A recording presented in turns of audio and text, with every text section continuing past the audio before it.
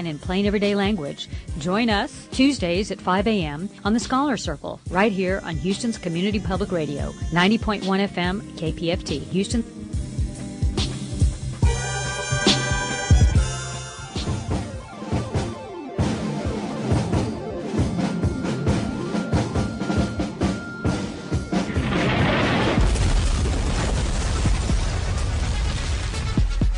Welcome to Politics Done Right on KPFT. I am your host, Egberto Williams. This is the progressive program that will take the mystery out of politics. This is the program that will encourage you to make sure government becomes we the people. Whether you are liberal, conservative, or otherwise, you get to air your point of view. Give me a call at 713-526-5738. That is 713-526-KPFT. Remember, you can also send me a tweet to EGBERTOWILLIES.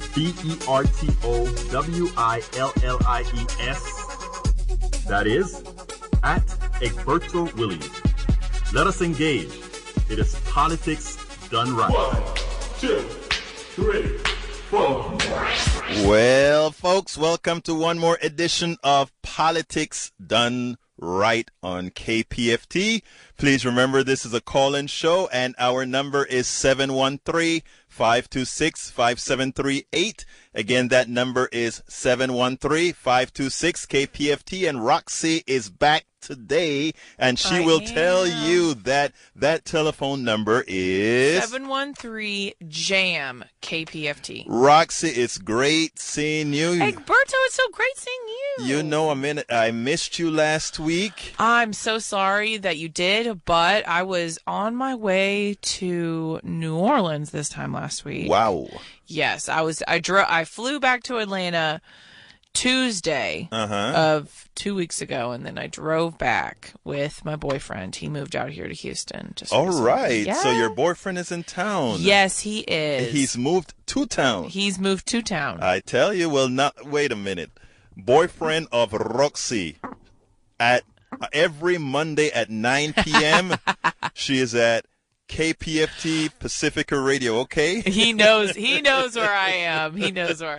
Okay, great.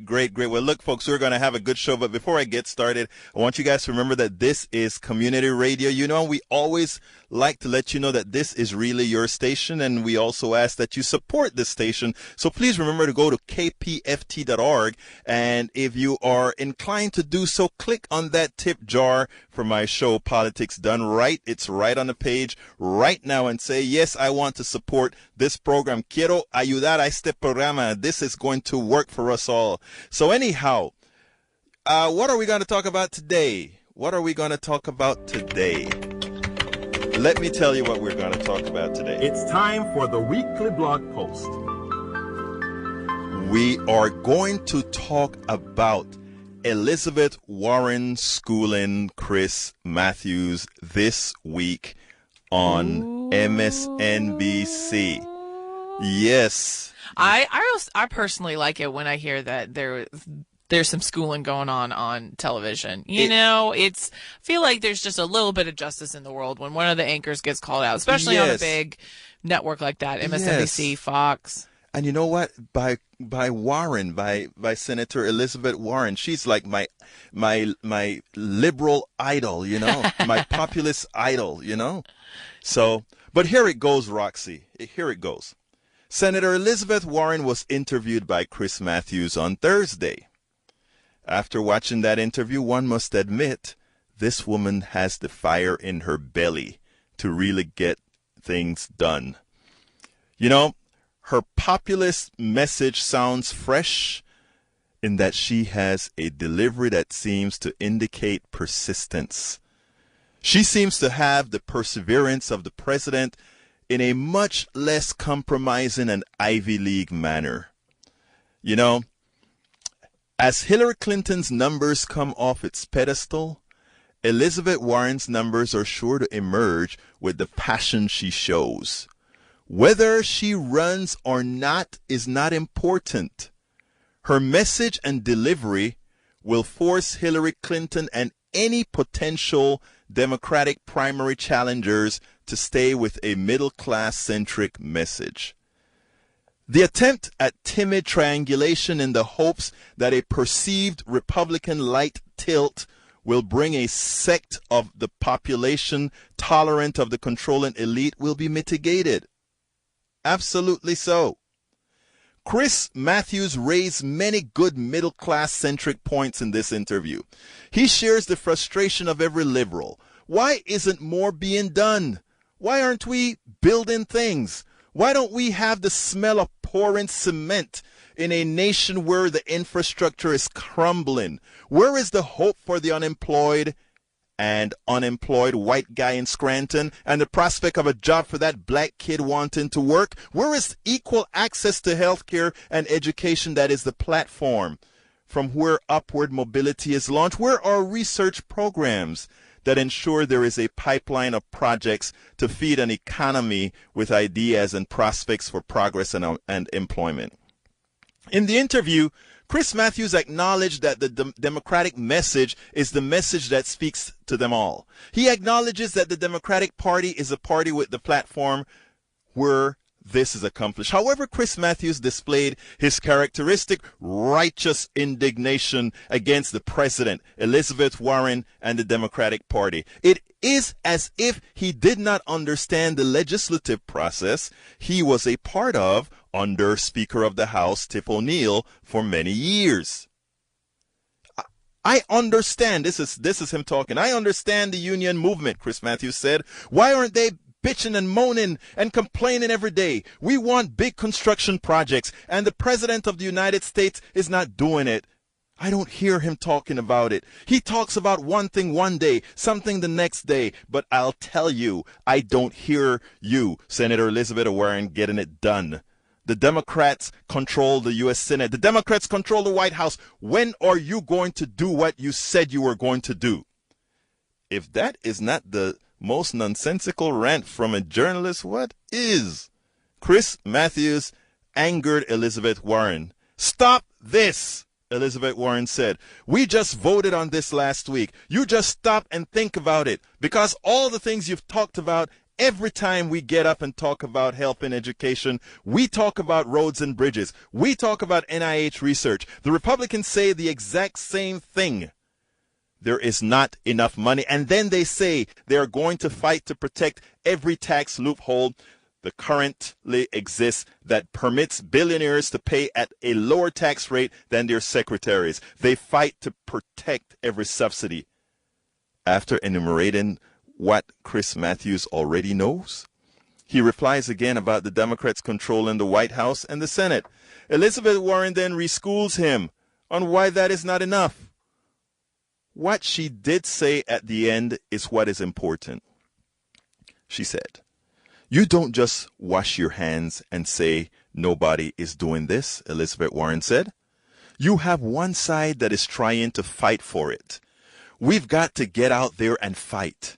And our only chance is if we can engage enough people at the grassroots level. Enough people to say, what do you mean you're choosing billionaires over students? What do you mean that you're saying you are going to continue to do subsidies for big oil, but there is no money for roads and bridges? Those are choices right now that the Republicans and Democrats are fighting for in Congress. Which way are we going to go? Look, we are fighting back. We are fighting for what we believe in. We are fighting to build a future for America.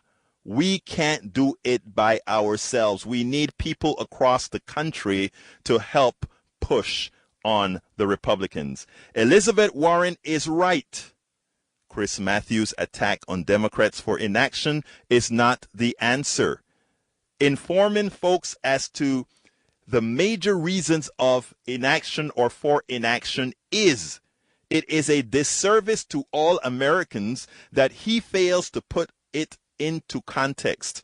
Our journalists continue their willful incompetence at the expense of middle-class America. Folks, the telephone number, 713-526-5738, 713-526-KPFT, and Roxy will tell you that it's also 713-JAM-KPFT. And our first caller, Elizabeth, how are you doing today? Oh, I'm not happy. You're not happy? Please tell me why you're not happy, Elizabeth. Well, Matthews should understand because he actually ran for the U.S. House in the 70s. Right. He should understand this. To me, we don't have investigative journalism anymore. Right. That's like a lost art. Right. They don't put any money into it. We don't have bipartisan viewership on television. We don't have it in the press. We don't have it anymore. It's gone. The only thing that we have are people like you. Well, and that's all we have. Let me tell you something. This is what we have to do. We have to get out there and use the alternate sources of communications to get the message out there. And you know what? The good thing about it is when you have community radio, when you have internet radio, when you have all these different social media methods of getting your message out, we can do it. The thing about it that we have to remember is we have to have the wherewithal to do it. And we have to have not only to stay in power, but we have to have that pride within ourselves and that gumption within ourselves to know that, you know what, we are going to go out there and we're going to make a difference because, you know what, there are more of us than anybody else. Don't you think so? I would happen to agree with that. However, not all of us have, access to the Internet. That's true. I mean, our government has failed us in providing that infrastructure. That's most definitely true. But you know what we do? What we do is we tackle it from several different directions. In other words, yes, it is true. We don't have all internet. You wanted to say something? Yeah, Roxy? I think that. Granted, not everyone has it, but it's slowly getting there. Right. It's slowly but surely getting there. I kind of, granted, not everybody has internet, but there's getting ways to access it. Like McDonald's has Wi-Fi, right. And like slowly but surely, smartphones are becoming more accessible and that's all you really need. And tablets are becoming more accessible right. to people. So I think slowly but surely, granted, I don't know if that's the government's doing or if it's like the market's doing, but I think slowly it's getting there. I think it's a combination. Yeah, but even if you look at places like Southeast Texas, deep Southeast Texas, right. I mean, even that cell phone tower availability isn't all that great. And if you go on Bill Moyers and look at his site, he has an excellent article called Google Fiber Changes the Status Quo. Right. And it basically lets us know that we don't know how good it could be because we don't have access to it. Let me tell you something, and I think that is where, and Roxy, this is something important I think we all have to kind of grab onto because I fall into that trap all the time. We are here in Houston, big city, and and we have a tendency to believe that everything occurs this way. And I think what you're saying, Michelle, is that if you go out to Timbuktu, Texas, a lot of times that one tower out there may be overloaded. That one tower out there may not be there. You may not have that kind of broadband that you have here.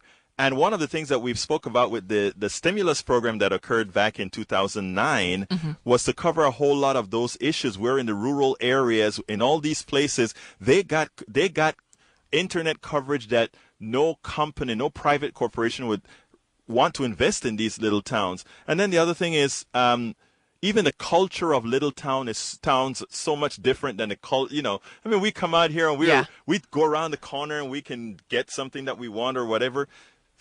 A lot of times in these little towns, it's a lot different than that, Yeah, So, I mean, we might have a Walmart or a Kroger on right. every corner. Yeah, what I'm trying to explain is even us in Houston, we don't have a clue. Right. Because Google has I think 34 cities that they are implementing this high-speed internet access. We're talking about gigabit access for $70 a month. Right. And Austin is one of those cities that they have targeted. Right. So really, even here in Houston, we don't really know what we're missing out on. Exactly. Because we don't even have it.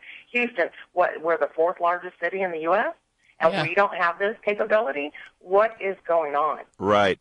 Well, look, Michelle, let me put you on hold, and let me get to the second person. I think that's John. John, come on in, my friend. Good evening, Roberta. Good evening. Hey, Michelle, I think we accidentally hung up on you. Give us a call back. Anyhow, go ahead, John. Talk to me. Oh, how you doing, Egberto? So far, so good, sir. So far, so good. How are you doing? Good. Excellent. Yeah, about the Warren piece with Chris Mathews. Right. I don't understand. You explained it very well. I mean, I was kind of surprised that Elizabeth Warren didn't go over the congressional process. Because I guess most people, I would assume, know it, though. I was just reading an article about ignorance in America, and I may not be correct about that.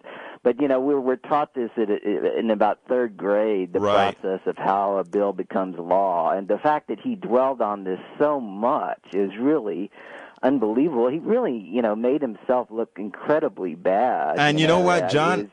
The video that you saw me placed on dailycoast.com, and folks, that's a great website to get a lot of information, dailycoast.com. The video, I don't know if you noticed, I actually sliced that video up because it was just nonsensical throughout. So I wanted to cut it into bits and pieces that my readers could actually have a cup of coffee, watch the video, and then get out of there, as opposed to having to listen to his entire tirade, Right. I think that the question that he should be asking her is, why do people vote against their own interest in the South, in the Midwest, and in the non-coastal West, where, the right wing really rules? And, that doesn't seem to be changing. And it was almost like he was telling Elizabeth Warren, well, we know that you have a huge following, but you're not able to stem the tide completely. I mean, who is able to do that? Who from the Senate can convince the other side when they're so ingrained and so extreme? I mean, every day it's just it's something new. It's the latest thing is South Dakota saying they're going to impeach the president. Yes, impeach the president, and in their party platform, and the Texas party platform was just unbelievable. I mean, from the gay therapy to outlawing property taxes it's just to Perry saying that one thing after another. Yes, and we're living in this time that it's so unique in American history. And Warren has really laid out what the problem is, and she talks about the grassroots. And that's what has to happen. It's already happened in New England. It's already happened in California and Oregon and Washington State. It just needs, like I said, it's very regionalized, and somehow this has to change. And I don't see it changing much in 2014. You're absolutely right, John. Let me stop you a second so I can get a station break in here. Folks, remember, this is KPFT, Houston 90.1, Galveston 89.5, Huntsville 89.7, Goodrich, Livingston 90.3. Tune in. Remember, this is a call-in show. 713-526-5738 is the number. 713-526-KPFT. We want to hear from you, folks. Give us a call. 713-526-5738. These are things that actually have an impact on you. And I know many of you are thinking about these issues. And a lot of times you feel like you do have skin in the game, but a lot of times you feel you can't do anything about it. Give us a call. Let us talk about these particular issues. Elizabeth Warren, the current populist bastion of the middle class, she has been taken quite a bit over the last few days. Now, I don't know if you know, John, but what is also upsetting to me is how a lot of these. Did you want to say something, Roxy? No, continue your conversation. I'll butt in a second. Okay, I saw you come into the mic. But anyhow, one of the issues here is you have guys like Chris Mathews that profess to be the bastions of being populist. But when he gets some of the Republicans on his show, he never puts them through the ringer like he attempted to do with Elizabeth Warren on Thursday. What was great with Elizabeth is how she stood there stoic, and not only stoic, but she stood there, or she sat there, and when he just went off the ramp, she just said, "Stop this." And if you know, if you could have seen that reaction, "Stop this." And then she corrected. Go ahead, John. Well, yeah, I mean, I stopped watching Mathews, on and off, trying to give him a little bit of a sense of trying to go with him again. But I mean, his whole history, he's always been a Washington insider, right? And that's not what interests me. I want to see change in this country, and to help the working class and the middle class. Right. And so he's always been kind of entrenched, within Washington. And, he was a cheerleader for Bush during the invasion. He was during the mission accomplished. I think that's where most people really kind of go back to him and really kind of turned on him.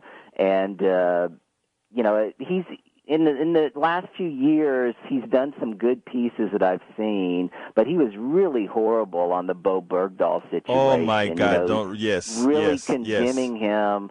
And, before you change the subject, though, John, I think Roxy had wanted to say a little piece. I think she was itching to say something before we change that subject. No, well, when you guys were talking about how she's been on Chris Mathews, and I knew when I heard her name before, I didn't quite remember because I don't have cable. Right. Long story short.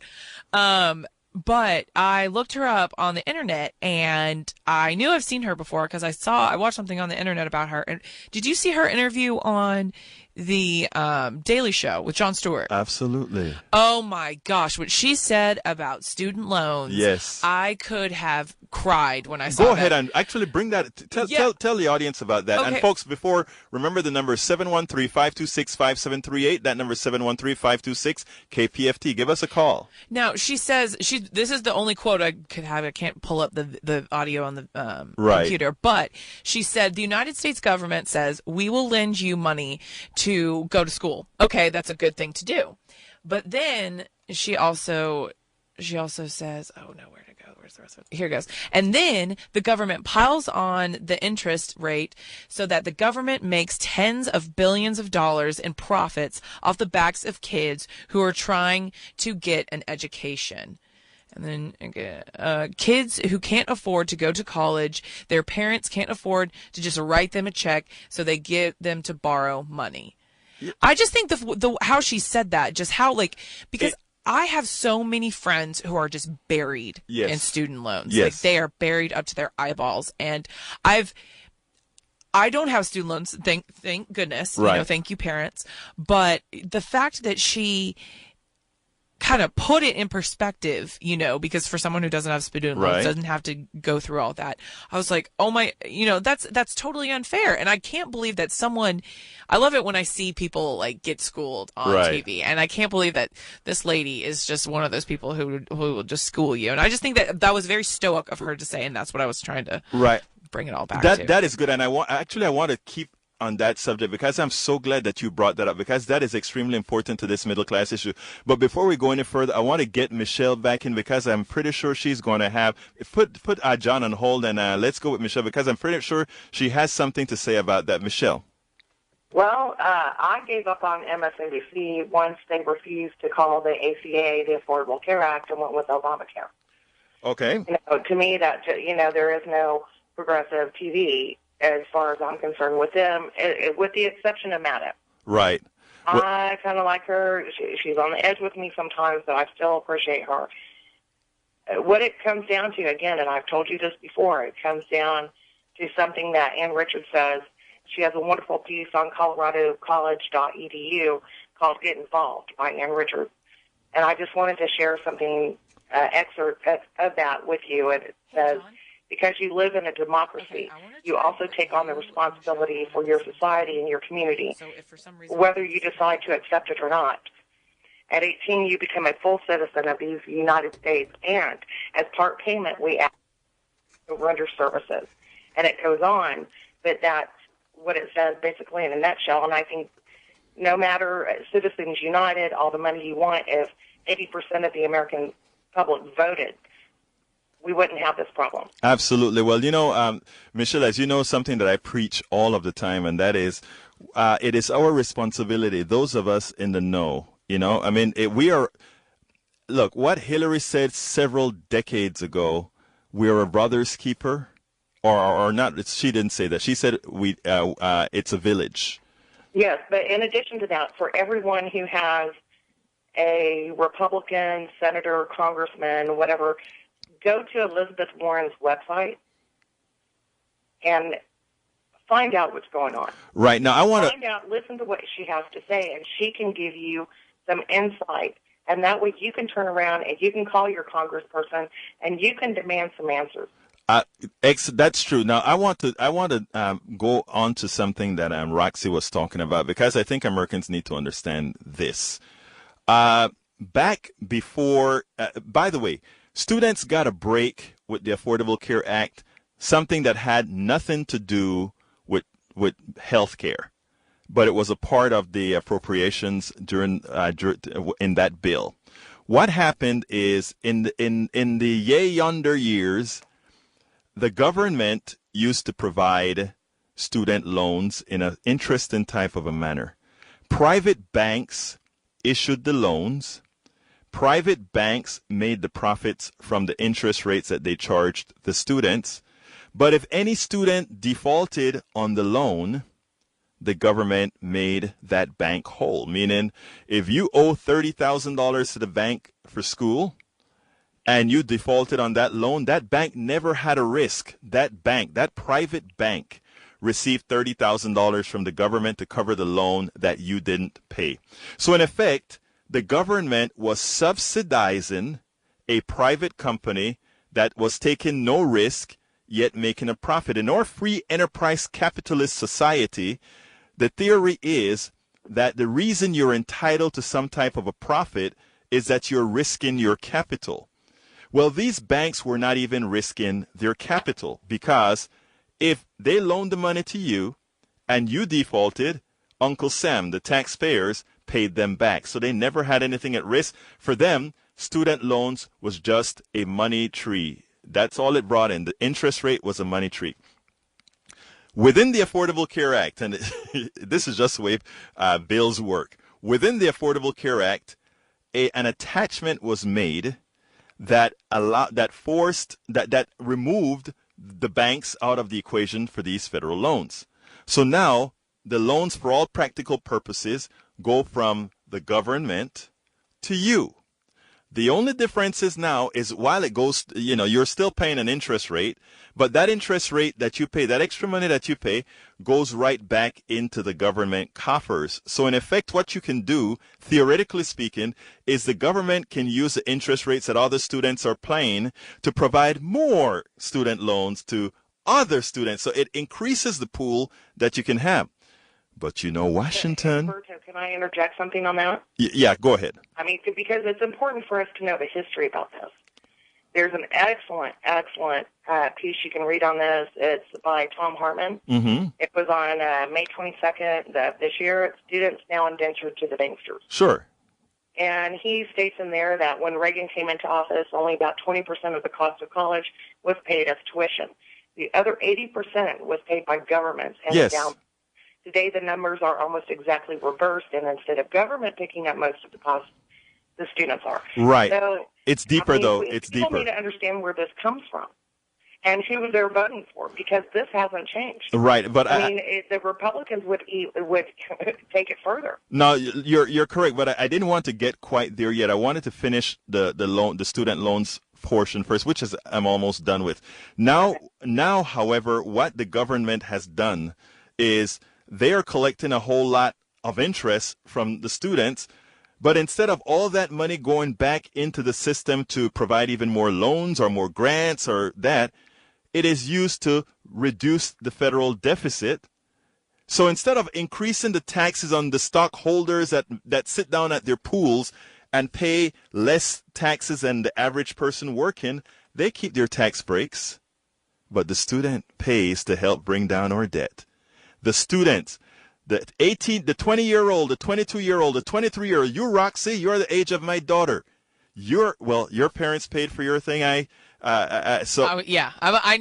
realize that I'm the minority. Right. But all your friends, those 23-year-olds and the 24-year-olds and the 25-year-olds, they are helping bring down this deficit. They're getting educated, and instead of the government investing in them, you are investing in protecting all those old people that spent all this money. Mm-hmm. Which is all ridiculous. These old folks, these baby boomers that got all these tax breaks, now you are helping to pay off those loans. And that is what Elizabeth Warren is talking about. Now, how did this come to pass? And this is what Michelle was alluding to. And what Michelle was alluding to is extremely important. There was a time when I just came to this country to go to school in Texas.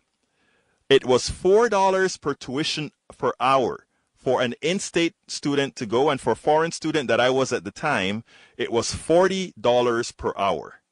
4 for the in-state, 40 for the foreign student. Okay? But even that was subsidized by the state government because they realized that they needed to make an investment in students, investment in the future of the country, investment in the future of the state. If you listen to any of Wendy Davis's speeches, you'll hear her talk about having gone to community colleges that for all practical purposes were paid for by the government. It was an investment. It wasn't a giveaway.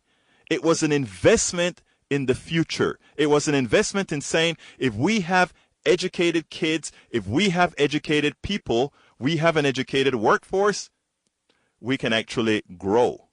But short-sighted folks decided, no, let's not tax all this great Texas oil as much as we could. Let's not tax all these wealthy people. And there's nothing wrong with being wealthy. But my God, society, you are wealthy because the middle class folks purchased your goods. In other words, if you build cars, we buy your cars. Exactly, yeah.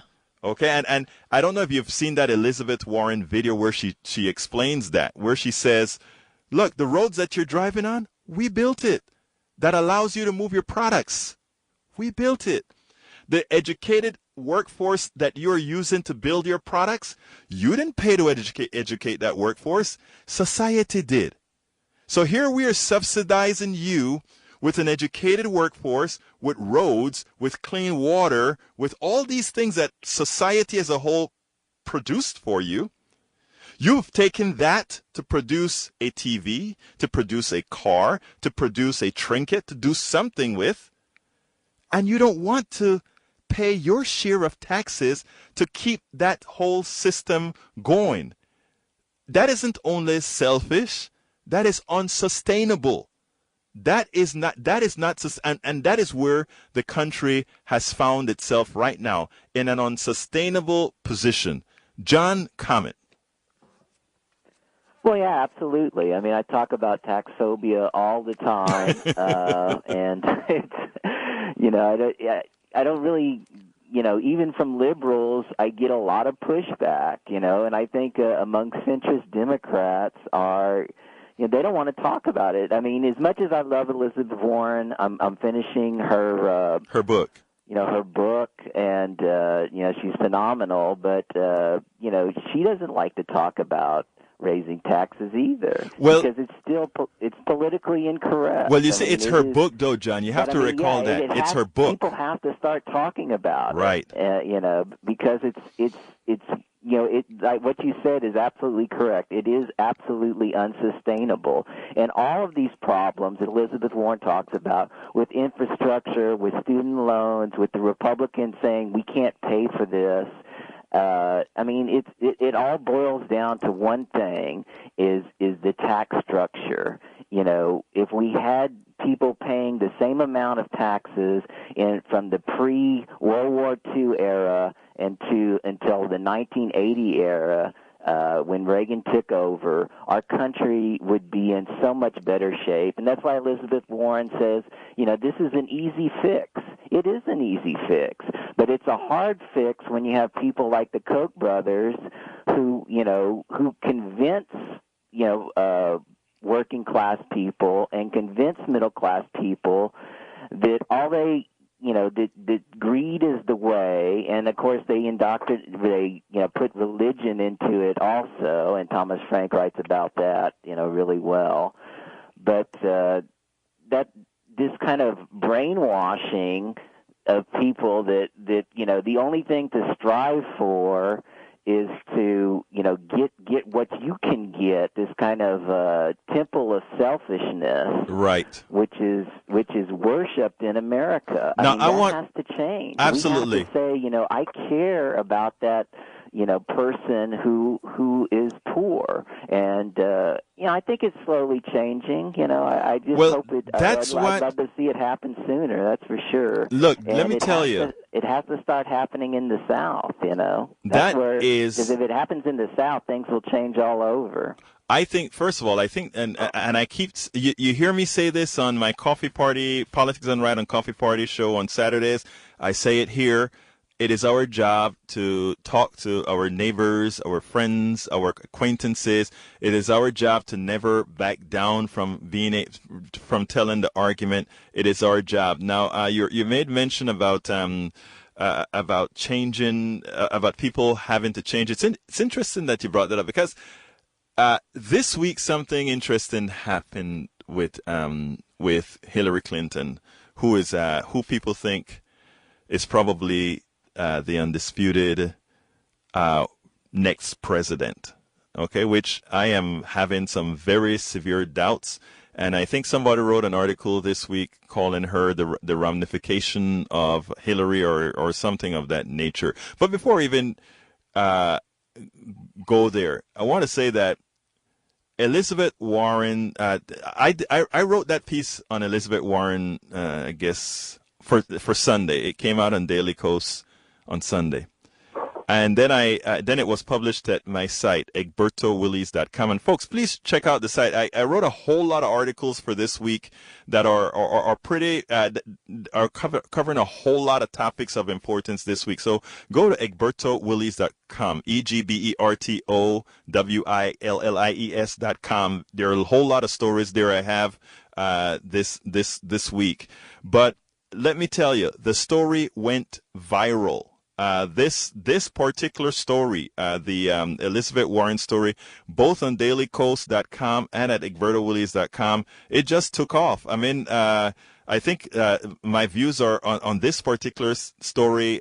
It's over 15,000 on this, only on this one, which is amazing. And Daily Kos is way over that right now. So this is something that people are starting to have a feeling that they want to hear. So I find that encouraging, because, as you know, if you take a look at the polls, Elizabeth Warren almost doesn't make a dent in the polls right now. But I think with I don't know if you heard what I said earlier in the show, where I said with Hillary's numbers starting to not plateau, but actually come down, it opens the door for other voices. And whether she is going to run or make it or not, I don't know. But I am anxious to see somebody come into the fold that's going to really be populist. Because if you take a look at the issues, I mean, people are kind of getting upset at the banging that Hillary Clinton is taking this week for the statements that she's making. But you have to wonder why she's making the kinds of statements that she's making. Thoughts? Yeah, I think it was actually Crystal Ball. She was hosting Steve Kornacki, and she did a piece called The Ramification of Hillary. Right. And one interesting thing about that, she had 3 Hillary supporters on there. Mm-hmm. And so she was making her populist case. And one of the guys, I believe he writes for Salon, said something like, well, Hillary is basically in the same economic spot as is Biden and Obama, And Crystal Ball says, yeah, that's the problem. In other words, she wants to see somebody like Elizabeth Warren emerge. Right. And a lot of people want to see that. They don't want to see the status quo. Now, I think, if Obama would have had majorities, in the Senate, or they would have changed the filibuster rules to make it a majority rule, and majorities in the House, like he did during his first 2 years, we would be in a very different place, economically. I think it would be very different, But I mean, of course, he hasn't. He hasn't really done what he should have done with the banks and the financial industry. But, sometimes it just has to come slowly. I mean, I would love to just see, Elizabeth Warren, come into office. But, I mean, I don't really know if America's ready for that. I hope they are. Well, I hope, as the years roll on, she'll become more and more popular. Well, what I is really interesting. do. I mean, her book is great, and I think that people need to hear her message. I think it's important, and the fact that her book is selling well is phenomenal. Right. What you said something that's important, and that is people have to hear her message, right?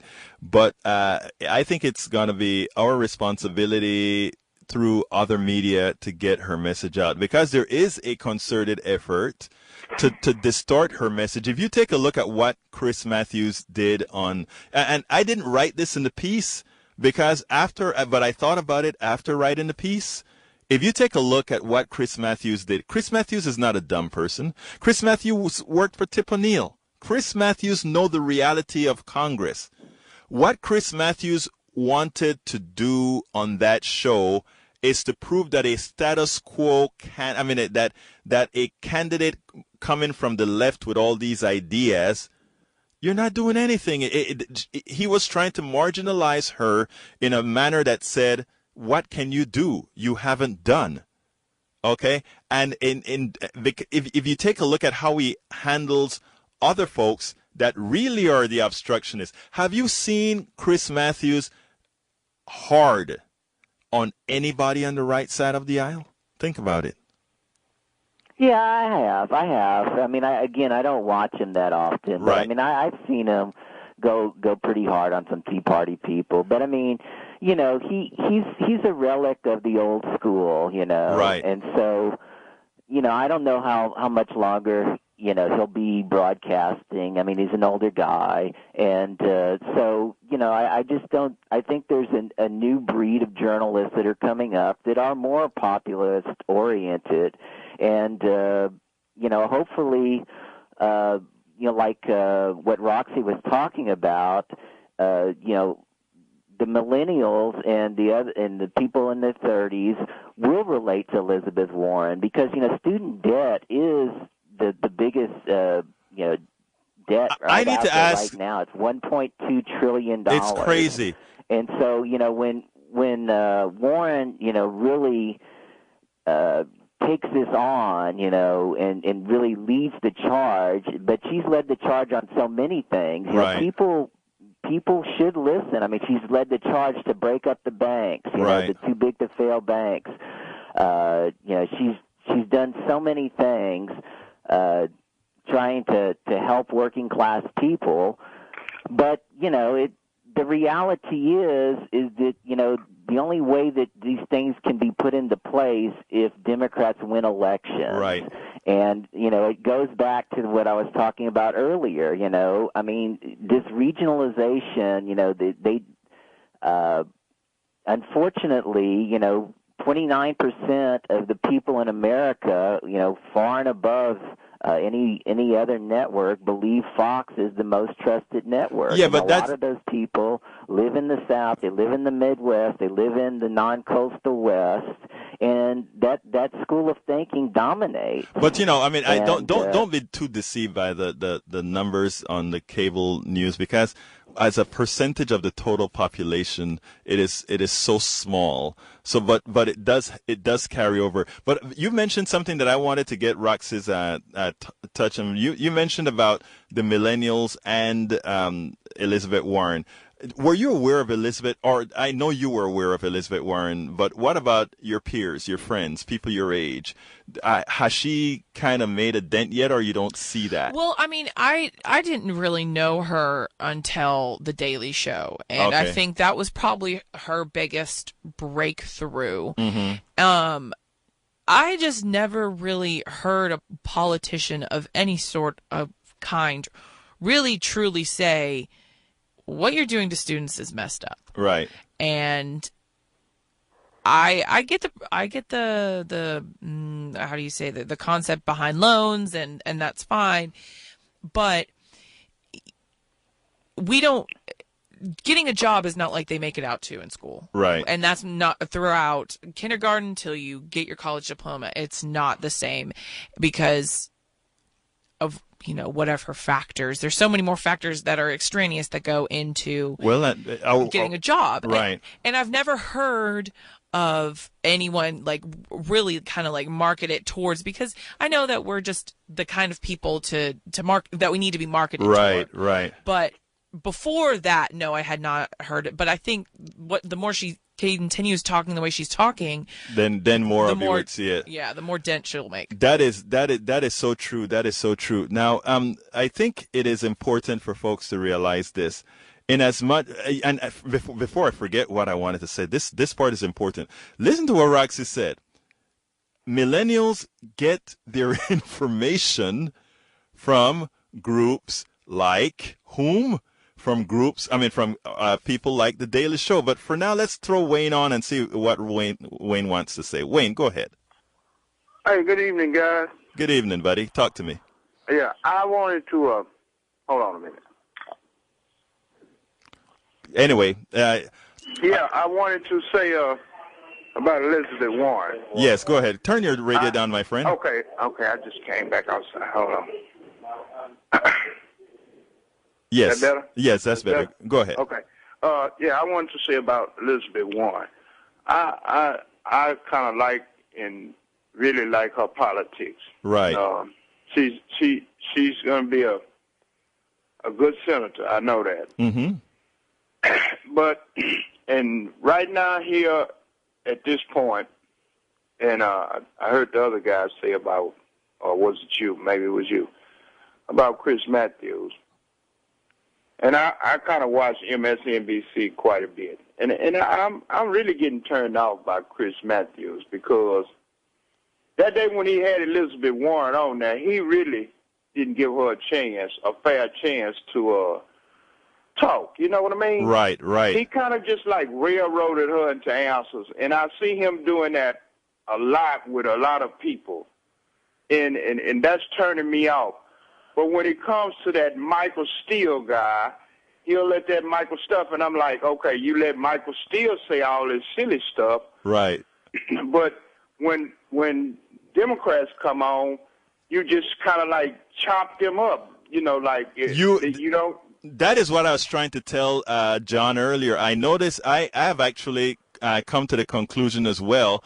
What happens, I think, Wayne, is that there are a lot of liberals that hear the right wing call the media the liberal media, and they try so hard to not be labeled that they overcompensate in the way they do things. So what do? They give a liberal person like Elizabeth Warren a hard time, and then a conservative like Michael Steele, they let him slide by. So I think your observation is quite accurate. Yeah, and I see Michael Steele, and like I'm here in Texas. Mm-hmm. I see Michael Steele, Ted Cruz, Louis Gohmert out of the House here in the Texas House. Right. And the other senator that's here from John Cornyn. I see those type of people as I want to say a snake in the grass, because I mean, when you crawl on your belly, hey man, I've tried to keep this clean, okay? Yeah, let's try to keep it clean. Yeah, okay, but when you crawl on your belly, you're bound to become a lion. You understand what I'm saying? Yes, I understand. So, okay, I'm gonna leave it at that right there. But there's nothing in anything to me that Michael Steele says that represents anything that's worth listening to. Well, Ted Cruz is a maniac. He's a racist maniac. Yes, he is. And John Cornyn, he just stands there and don't say anything. I mean, in Texas, I don't know, man. Somebody help me with this. Let me tell you, Wayne. I'll help you with this, okay? I'm going to help you. I'm going to tell you one thing. You're politically aware, okay? You know what's going on. Now, a lot of people in your community, in other communities, they hear these stories and they listen to these stories and they throw their hands up in the air. When it's time to vote, you know as well. I mean, Texas has the worst voting record in the entire country.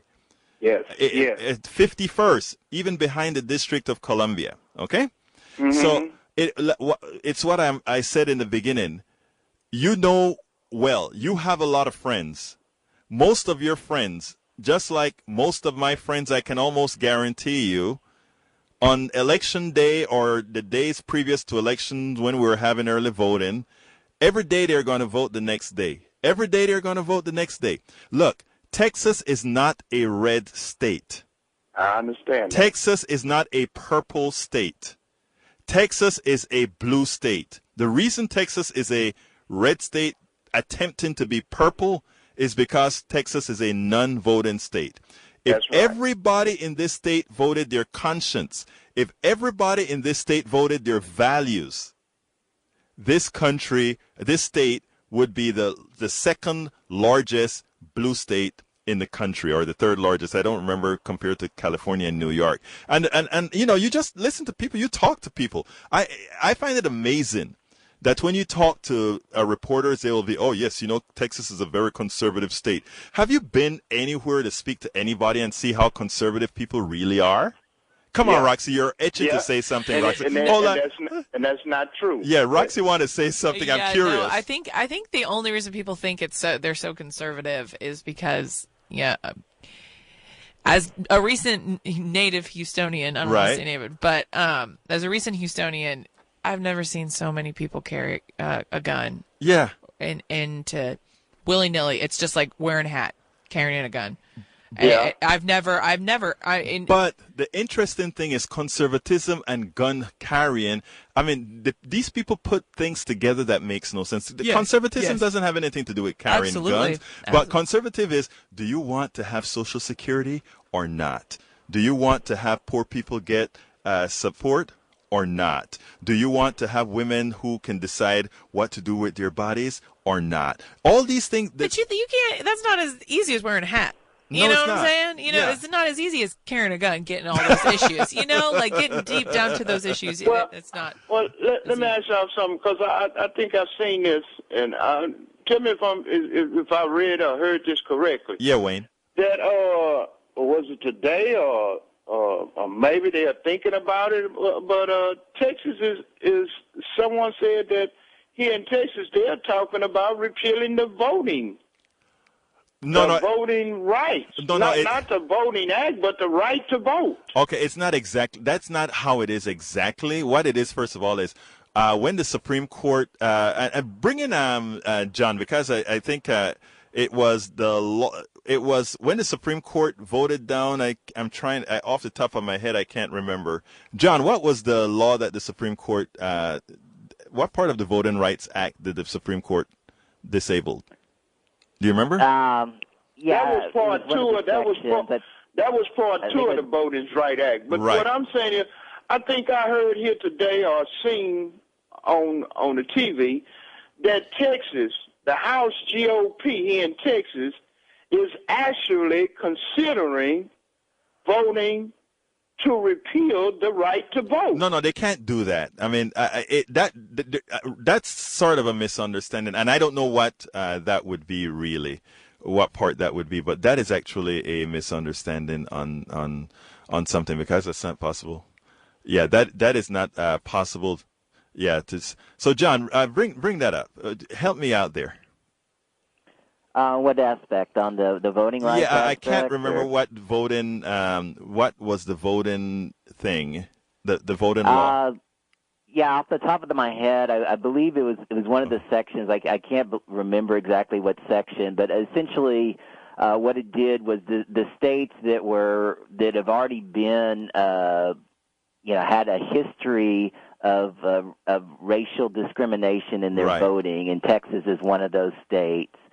Before, if they had changes, it had to be approved by the federal government, and what that latest voting rights thing that they cut down basically said that they don't have to do that anymore. Right. And so what I was trying to get from you is what changed, section it was. I don't remember. Right. All these southern states, the next day, changed their essentially part of their voting laws, and one of the things that did happen is the voter ID, and that's why you have to show voter ID right now in Texas.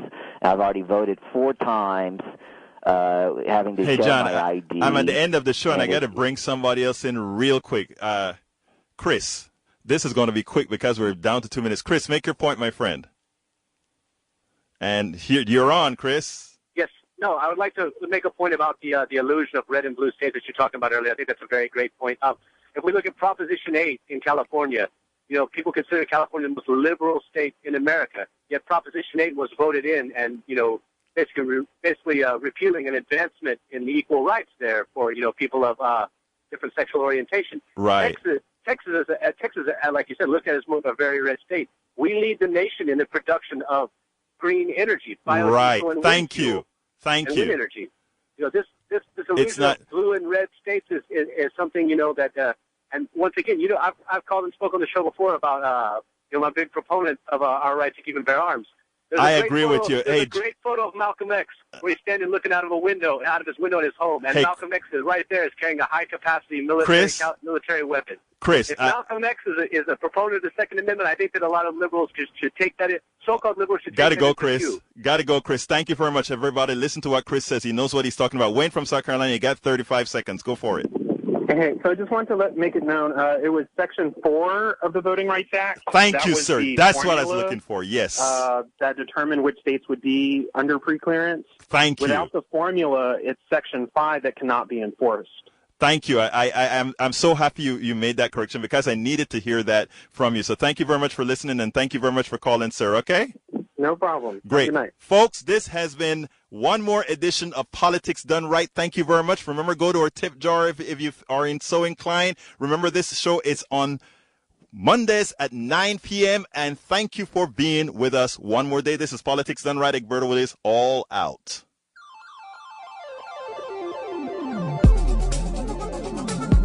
Thank you very much for listening to Politics Done Right. I am your host, Egberto Willies. You can personally reach me by sending an email to egberto@politicsdoneright.com. Remember, Egberto is spelled E-G-B-E-R-T-O. Change starts with you. 90.1 KPFT gives you information not tainted by corporate interest.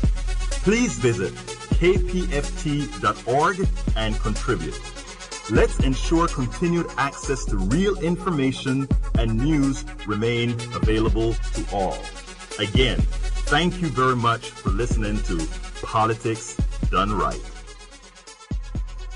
28. Say it with a grin. On Saturday, July 26th, The Last Concert Cafe and KPFT present the 28th Annual Watermelon Dance and Summer Social. All of your friends will be there and your favorite performers too. The lineup for number 28 includes Charity Ann, Matt Patera, Charlie Bryant, the Annie B Band, Jimmy Lee Dean, Kindred Spirits, Marina Rocks, Q&A, Pot Roast, and for the 27th time in 28 years, the Hightailers, plus all the way from Holland, the JVT Band. Doors open at 4, where your $20 $10 fee for one or $30 for two. Benefits Community Radio, KPFT. The Last Concert Cafe is located at 1403 Nance Street, just off the Hardy McKee exit on I-10. Their number is 713-226-8563. Free ice-cold watermelon. The other red meat is served complimentary to cool you off from all the grinning and dancing you're going to be doing. Remember, number 28 on July 26th, doors at 4 at the Last Concert Cafe, a benefit for 90.1 KPFT, Houston.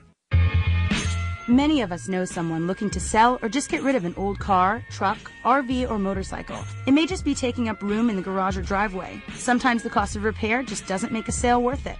You may want to suggest donating it. Running or not, KPFT can have the vehicle towed away at no cost to you.